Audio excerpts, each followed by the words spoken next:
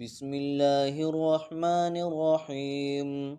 عم يتساءلون عن النبأ العظيم الذي هم فيه مختلفون. كلا سيعلمون ثم كلا سيعلمون.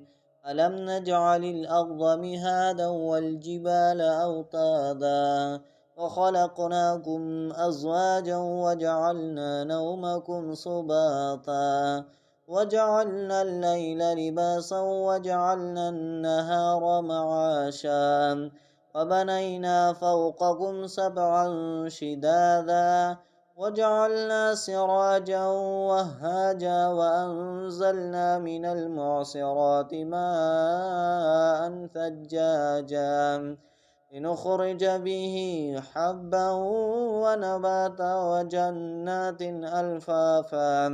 إن يوم الفصل كان ميقاتا يوم ينفخ بالصور فتأتون أفواجا وفتحت السماء فكانت أبوابا وسيرت الجبال فكانت سرابا.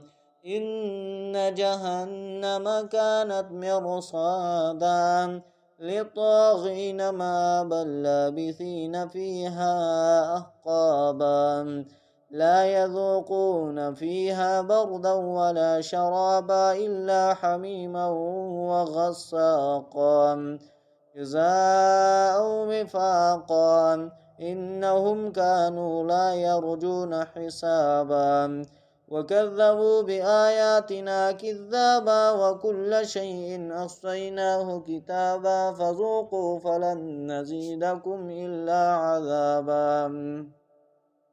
إن للمتقين مفازا حدائق وأعنابا وكواعب أترابا وكأسا دهاقا لا يسمعون فيها لغوا ولا كذابا جزاء من ربك عطاء حسابا.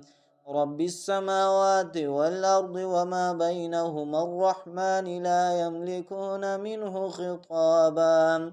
يوم يقوم الروح والملائكة صفا لا يتكلمون إلا من أذن له الرحمن وقال صوابا.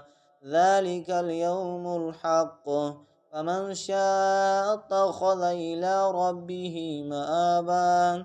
إنا أنذرناكم عذابا قريبا يوم ينظر المرء ما قدمت يداه ويقول الكافر يا ليتني كنت ترابا.